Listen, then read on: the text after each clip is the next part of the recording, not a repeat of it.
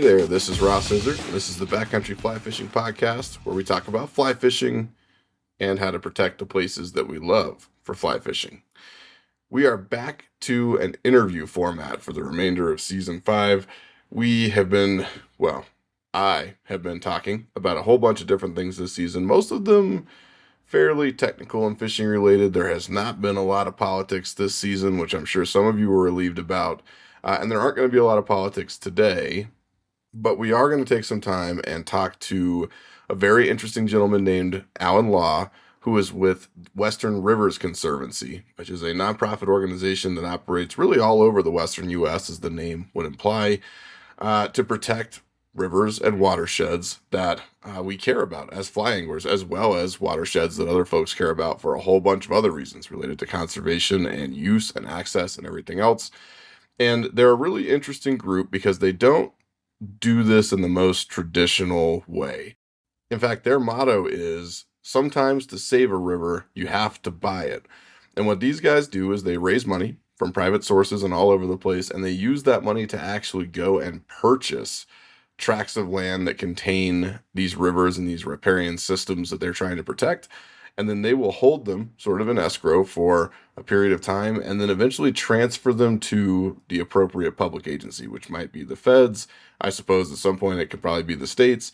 But in any case, it gets transferred from usually private hands and a place where it could be at risk back into the public's hands, which is really pretty cool, to be honest with you. And I'm sure they're not the only group that does it this way, but they're the only group that I know of that does it this way. I have crossed paths with them a couple of times professionally in my day job, which is in politics, which includes conservation work, as all of you know.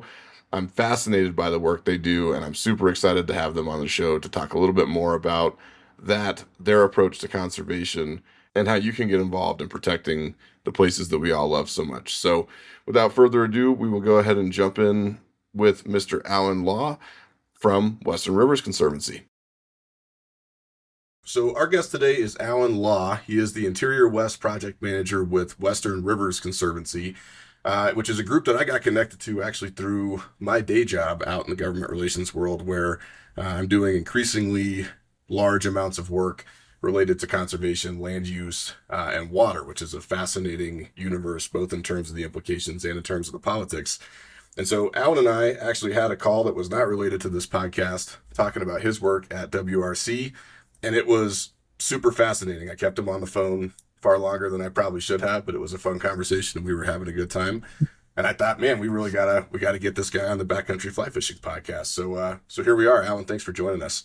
Hey, thanks so much for inviting me on. So I tell you what, maybe you could start by just helping us understand what Western Rivers Conservancy is and what it does, which I know it's a little different than some of the other nonprofits out there in the space. Sure. So like you just mentioned, Western Rivers Conservancy is a 501c3 nonprofit organization.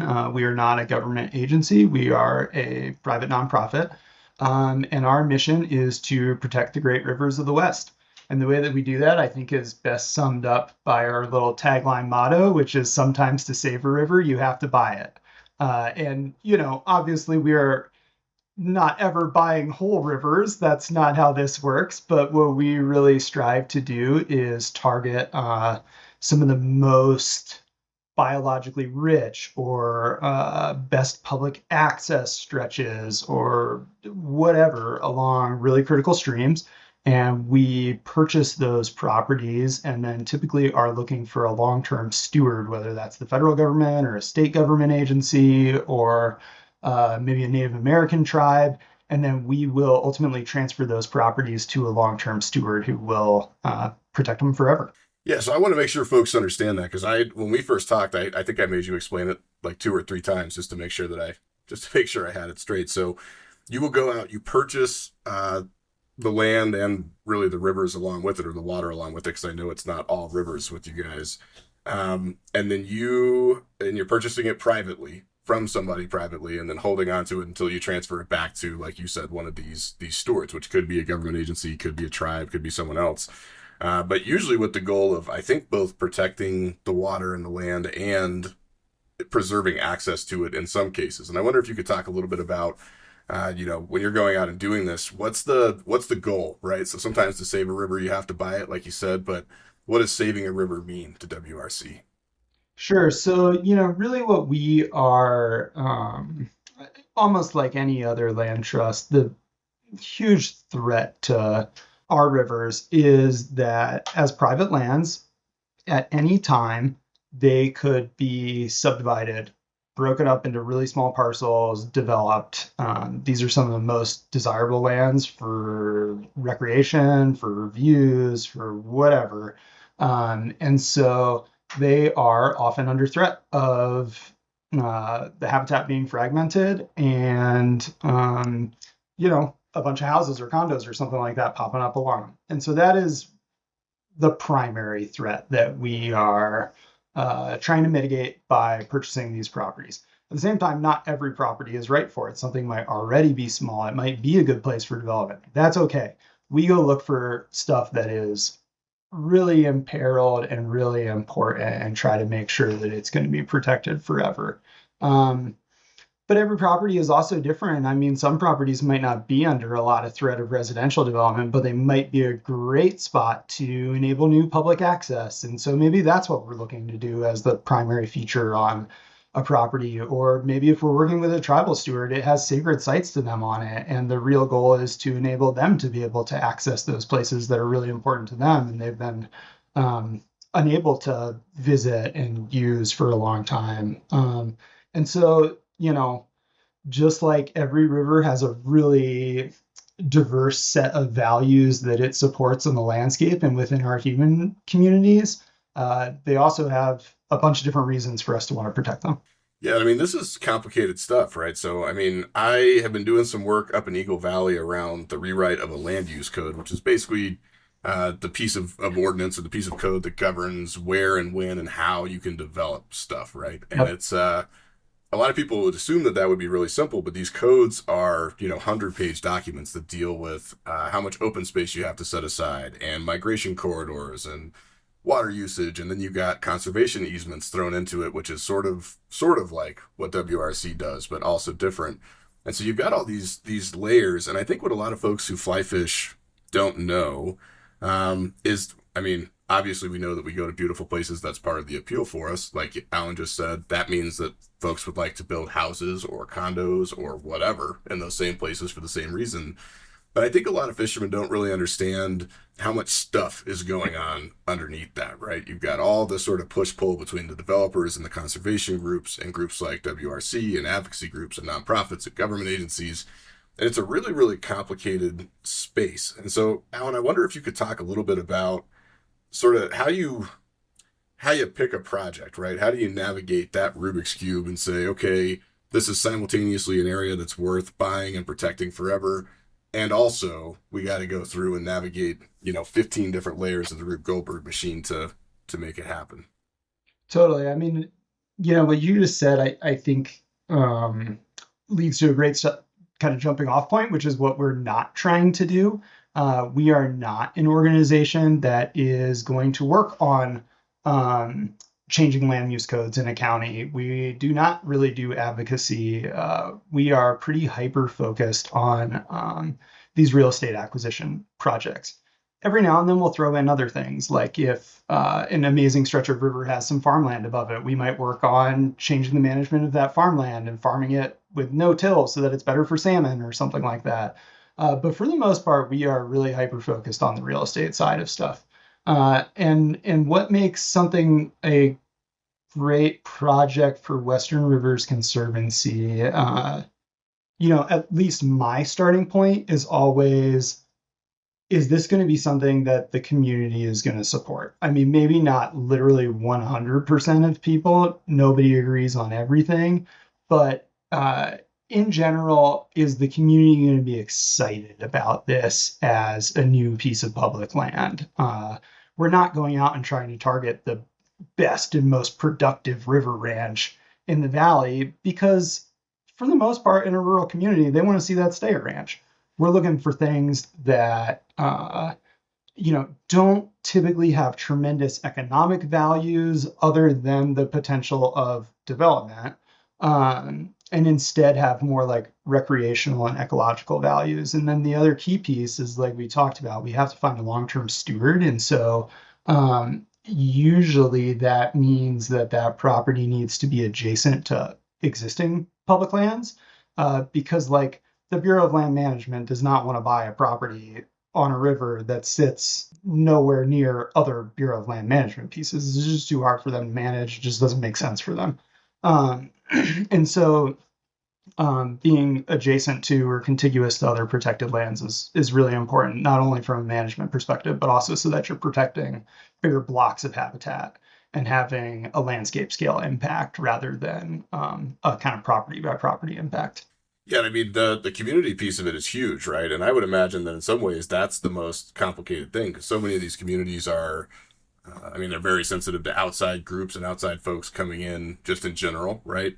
But also, you know, one of the crazy things about WRC is just the scale of the work that you guys are doing. So you've got a map on your website that shows all the different projects that you have in the Western U.S.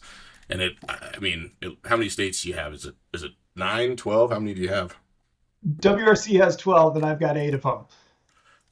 That's right. So, you know, so WRC is doing this in 12 states, right? All these different communities inside those 12 states. And then, Alan, your job, I think, and correct me if I'm wrong, is to figure out how to navigate it in your interior West region, which includes, like you said, 8 states. So, which states are those? And then how do you even approach something like that, man? I mean, you're talking about these individual communities scattered across these pretty vast geographic regions, cultural differences, political differences, governance differences. I mean, that's a pretty serious patchwork. What does your daily thing look like? Like, tell us about a day in the life of Alan Law doing that work. Oh man, a day in a life is hard to say. I mean, one of the best things about this job is that no 2 days are the same. I mean, today I'm talking to you and it's super fun to get to, you know, explain what we do. Yesterday I was talking to reporters, but I was also talking to attorneys later in the day and redlining contracts. And so they're all different. I guess, you know, with the big range, the one constant is that there's always plenty of windshield time because, you know, I need to be out and about. Otherwise, you can't understand these communities if you're not spending time in them. And also, you're just not going to find properties, you know, sitting here in my office. Like, you got to be out in the field. And the way that I approach that, and everybody is different, but with my, you know, really broad geographic focus, I try to kind of break it down by regions. Like, I may not know very much about the area surrounding, say, Glacier National Park in Montana, but I tied into a project in Southwest Montana and had a chance to meet a lot of folks there. And so, like, that is a place that I would go look for other projects. Or we've been really successful in the San Luis Valley in Colorado in the past.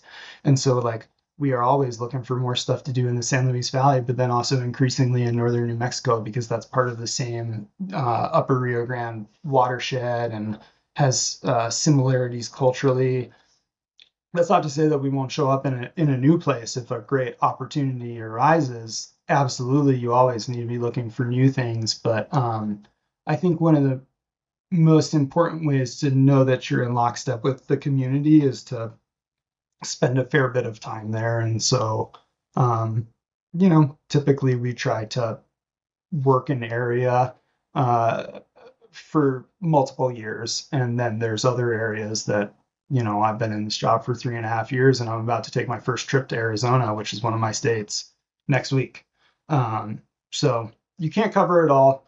You try to hit the things that you know best, and while also keeping your eyes open to other possibilities. Yeah, and I think that you know, a lot of folks don't understand how time consuming it is, right? Like you just said, it takes years to go in, establish yourself, get to know the right people, find the properties, vet the properties, see if they make sense for purchase. And then I imagine sort of pre-clear through to find out if you have a steward, an agency or somebody who's willing to take it on the backside. So is it suitable for transfer or for resale? And that's a lot. So, I mean, and I'm sure this isn't a fair question because it probably varies wildly by community, but so like you go out, you find a property that's a good candidate for this, and you say, okay, WRC is going to focus on this area. Walk me through what community engagement looks like at that point for that period of a year or 3 years, whatever it is. And how do you know when the cake is baked, so to speak, right? When you're like, okay, we're on the same page. We all want to protect this river. We're on the right sort of set of pages about how to do that. How do you know when it's time to pull the trigger and make the purchase and start doing the work? Uh, the great thing about how do you know when the cake is baked is until the buzzer goes off on the oven, the cake is not baked. Like these projects are at risk of failure the entire way, and so that is what makes them take a tremendous amount of time investment. Is even after we buy it, we still have to find the funding. We still have to make sure that our review of the property fully agrees with the takeout agencies. Uh, the funding might be cut or transferred to another project down the road. And so you just have to be constantly on them no matter what. To go back to kind of your first question, how do you develop them? You're right. It is different for every project, but I think, maybe to me, there's kind of like two buckets of projects. Like there is one that is just an absolute like 4-star no-brainer project.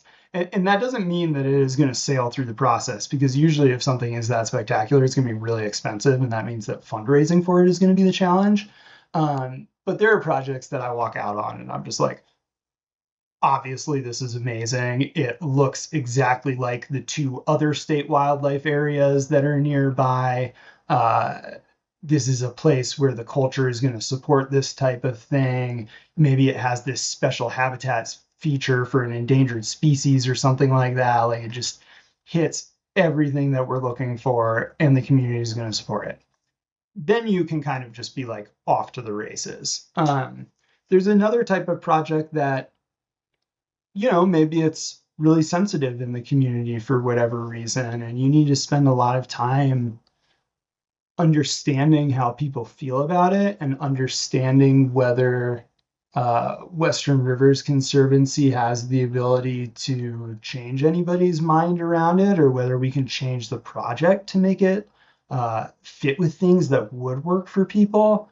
And those are usually like pretty delicate processes. I mean, this stuff is tough because at the same time that you're doing that, you're also probably in a real estate negotiation with the landowner. And so things need to stay really private because of that. And so a lot of that work is done kind of like one-on-one, going and grabbing coffee with people, talking to them about it, and just really kind of like sussing things out.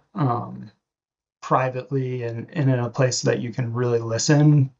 It's pretty rare that we would do, say, like a big public open house and talk about the types of things that we're doing. Now that we don't do that, if it makes sense for the project, sometimes we will. But usually we're trying to work one-on-one with stakeholders who have a real reason to be engaged in the process. Okay, so then let me ask you this because that raises the question of how the hell you do all of that, right? So you're living in a role that's kind of part community organizer, which is hard, right? I work in politics, man, and that kind of local level, everybody shops in the same grocery store, they all know it. Like that's hard. That's the hardest form of politics. A lot of people think Congress is the hardest form of politics. It's not. The closer to home you get, the more complicated that stuff gets. And so you're out there doing organizing, talking to people. You're also doing the strategy of finding these places, evaluating whether or not they're a good fit, deciding whether or not you're going to go ahead. And then once you do go ahead, like you said, they're at risk of failure the whole time. So you're actually project managing these things through to a successful conclusion.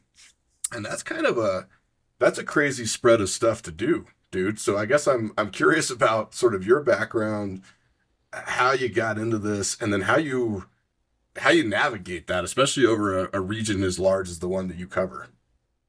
Yeah, I mean, I guess to sort of start with my background, I grew up in pretty rural Ohio. I kind of often describe the town as like half Farmville and half Rust Belt. And grew up hunting and fishing, not backcountry fly fishing in Ohio, but like Great Lakes bait casting, um, with my dad. But then my mom's side of the family was all corn and soybean farmers, and I think honestly more than any of my school background, just the way that I grew up and the people that I grew up with is um, really key to sort of like understanding what's happening in rural communities and where people's heads might be at and what matters to them.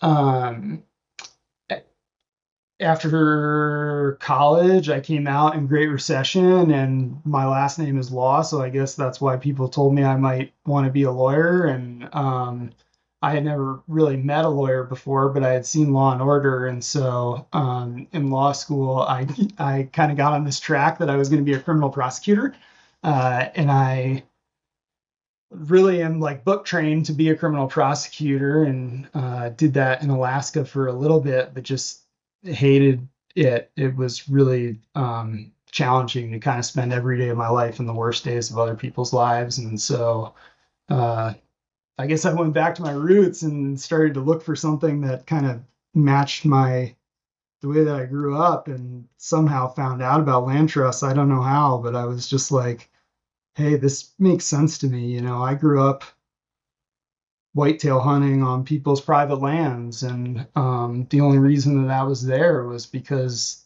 a farmer protected that woodlot or whatever, and then work with my dad or with my uncle or whatever to make sure that it could be open to us. And I thought, hey, these land trust nonprofits seem to be doing something sort of like that, but on a broader scale.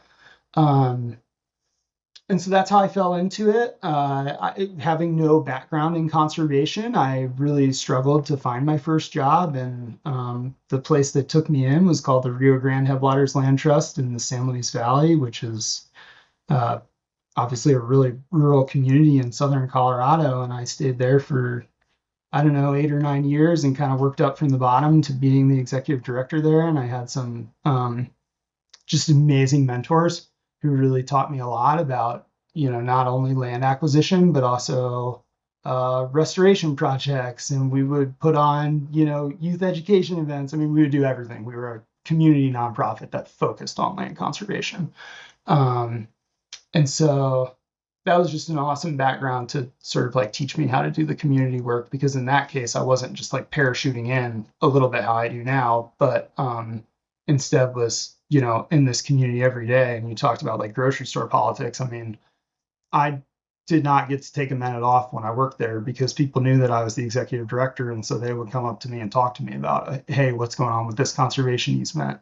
We thought that this was happening in this way, and it seems like it's happening this way. I mean, you just had to always be ready to answer for it. And I guess that's part of what taught me to really look for projects that the community is going to support otherwise, because, I didn't want to be ambushed in the grocery store every day. Yeah, and I think that's we spend a lot of time on the podcast talking about how to protect the wild places that we love, right? I mean, we spend huge portions of our lives out there, kind of like Alan. I mean, a lot of us have this longstanding history with these places, maybe as kids, maybe as young adults, whatever. There's some reason that we feel connected to them. And I feel that a lot of folks, it's easy to be angry, right? And say, man, we're losing land, and I've lost access to my favorite river, or the water quality's gone down, or the fish population's gone down, or the health of the stream's gone down. And we gotta do something about that, right? And they get they get real angry about it, and they want it done tomorrow. And I don't think that there's an understanding of how much hard work goes into this, and how many people are involved in it, and how many people, you know, don't fly fish, right? And are in it for other reasons. Some people care about that land for reasons that have nothing to do with fishing. And I wonder, Alan, if you could talk a little bit about, your background, like you said, is as a sort of gear fisherman and a hunter. I know you said when we talked before that you fly fish a little bit, but you're not a crazy sicko like the rest of us who are out there all the time with flies stuck to our hats, right? And I think that's cool, because you have people who are coming at it from different angles, and they're connected with the land and with the water for different reasons, but still share an objective. And I wonder if you could talk a bit about how those groups overlap, right? So how does WRC interface with like Trout Unlimited, or another group that's in the space for fly fishing reasons, but then also communities that have their own interests, and then also other conservation organizations who may have just more general conservation goals? I know that's a complicated question and sort of a big tapestry, but I think it's important for folks to hear. Yeah, I talked about having two really great mentors in the San Luis Valley, and one of them has just one of my all-time favorite quotes. I can't remember who said it to her, but it's it's a healthy river looks the same to a duck to a fish to a cow and to a potato. And that is like I love that. absolutely the place that we try to come from is like there are such diverse interests in these streams because in the arid West, like, I mean, the other quote down south where I mostly work is agua es vida, water is life. Like, there is, um, for every species, including humans, these streams are totally critical to our communities. And so there is a diverse set of interests. And you're right, like, sometimes it's hard because those interests conflict. I'm thinking of like Western Rivers Conservancy's two pretty recent projects on the Big Hole River in Montana. And probably if people are talking about the Big Hole lately, they think of, you know, these mass fish die-offs and all the water quality issues up there. And it is easy to get angry when you see, you know, trout floating belly up in a stream with white spots on them, and it's just not the same as it used to be. And it's really easy when you're mad to point your finger at the ranchers and say like, oh, it's you guys who are, you know, causing problems to the water quality because the flood irrigation sweeps all the cow shit into the stream. And that might be scientifically right, but guess what, like that rancher's family has been there doing that for a lot longer than people have been fly fishing on the stream. Um, and so I think that, you know, what it's really about is trying to find a balance and convening a diverse bunch of groups like you're talking about, you know, trout, not only Trout Unlimited, but also private landowners and the land management agencies and probably like some fishing guides. Just getting all the stakeholders at the table is really key to understanding like where people might be able to change a little bit to make things better. And, you know, the other side of this that's just always there is also in the arid West, like climate change is going to hit us hard from a water quality and quantity standpoint. And most of these streams are seeing less flows and warmer flows than they ever have before. And so our challenges are just always growing. And so, like, the only way forward is going to be to work together because there's too many stakeholders who care about a dwindling pool of water. Yeah, that's right. And I think, you know, what you just said about the climate change piece too is like it's not just that we need to figure out how to work together, it's that we have to, right? I mean, I was out actually yesterday fishing in one of my favorite canyons and we're recording this on November 7th, right? So like brown trout should be spawning. We're pretty much done with the major hatches. And I went out there and the water temperatures were 50 degrees and the brown trout were not spawning and there are bugs hatching that should have been done hatching sometime in mid-October, right? And uh, it's changing. And anybody who spends a lot of time in the water or near the water, for whatever reason that might be, I think fly fishermen are particularly connected to it because we're paying attention to bug life and aquatic life and all kinds of stuff. But like you said, you know, everybody cares about them for different reasons. And it's hard not to look at that and realize that it is changing around us. And we can have long, complicated political discussions about, you know, why that is and what we can do about it. But from our perspective as sportsmen and sportswomen, it doesn't matter, right? The fact of the matter is the change is happening and we better figure out how to deal with it or we're going to find ourselves in a position where the places that we love aren't there anymore. So I think the work that you're doing, as hard as it is, and I'm sure it's hard to capture on a podcast just sitting here rapping about it for, you know, 30 or 45 minutes, but that's the hard daily grind of getting this stuff done and making sure that the rivers are okay. And if you weren't doing that, if you didn't have all these different various groups working together and doing that kind of slow burn, we would lose these places and they would be gone. And that's a scary thing if you stop and think about it. For sure. It really is. I mean, it, but what I find so much hope in is that, like, as you say, I think a lot of people are starting to come to these issues for the first time, and that is great because the tent always needs to grow. It is always helpful to have a greater diversity of voices who care, but also there are a lot of people already in the tent working on these types of things, and maybe every threat is not being addressed by those groups. Certainly, every threat is not being addressed by those groups. but there is a lot of land being saved every day. There's a lot of land being developed every day too, but there's a lot of land being saved every day. There are a lot of restoration projects going on at headwaters. There are beavers coming back in ways that are going to hold more water up in the mountains for longer. That's going to improve the stream flows in the way that you're saying. Like, the work is being done, and it often does feel like an uphill fight, but at least there's a really great crew of people who are willing to fight for it. Yeah, that's absolutely right. Well, so talking about that, Alan, maybe you could give us. I know you've got. I mean, God, I can't even count them, but dozens of projects scattered around. Maybe you could pick one and just give us a quick rundown of that project and how it came together and where you are now, just so folks have sort of an example to think about. Yeah, sure.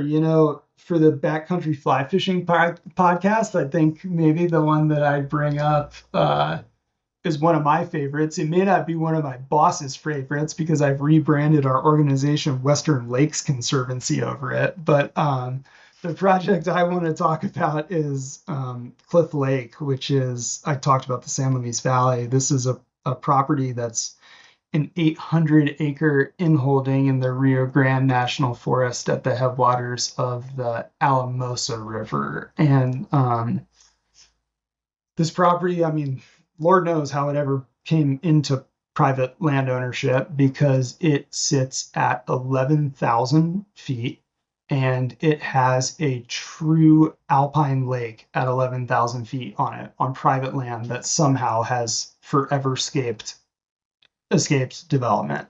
And it was sitting on the open market.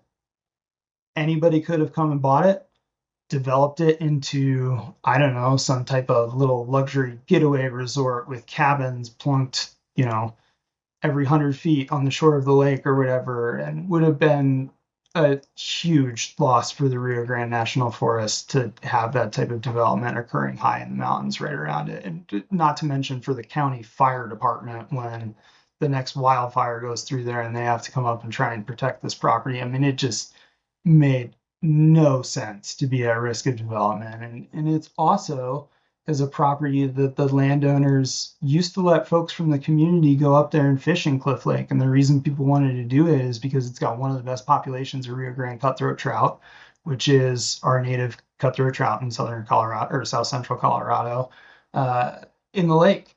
And Western Rivers Conservancy was able to, step in and buy it off the open market.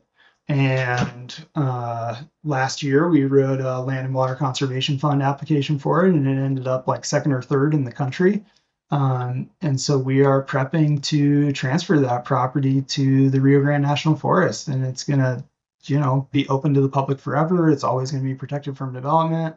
And it is just like one of the absolute coolest spots. Like if this thing was, well, when it is public land, it is going to be the type of place that people want to go on a hike to have a picnic on its shores, take Instagram pictures, go fish, because it is absolutely stunning. And when you sit on like the bench above the lake and just kind of be up there all by yourselves, because I get to be up there all by myself for the next year while Western Rivers Conservancy still owns it. You just kind of look out and really are able to realize the impact that these types of projects can have, not only on this 800 acres, but what would happen to the 10,000 acres on the plateau surrounding it if this place was changed forever. So I think that's a really cool one that I'm really stoked about. Yeah, that's incredible. And actually, at some point here, I'm going to have to talk to you about how I can bribe you into letting me get up there and take a look at this thing. But it's awesome because it's as Alan mentioned, it supports a population of Rio Grande cutthroat. I think that it actually supports a self-sustaining population of Rio Grande cutthroat, which is for anybody who spends a lot of time in high alpine lakes. There are very, very, very few lakes that can do that.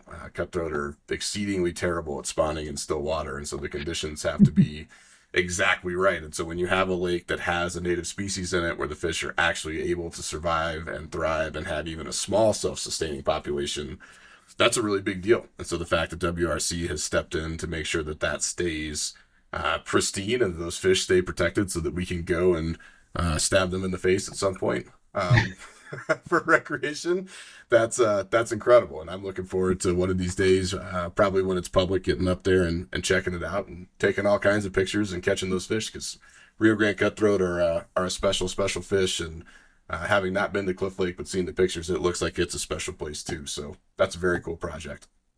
Yeah, thanks. And I mean, we've talked so much about how these things are important for multiple reasons. And I guess the other thing that I forgot to mention is like it is one of the best lynx properties in the whole area. It is one of the most climate resilient properties in the whole area because it's got a lake on it as compared to a shallow wetland at the headwaters.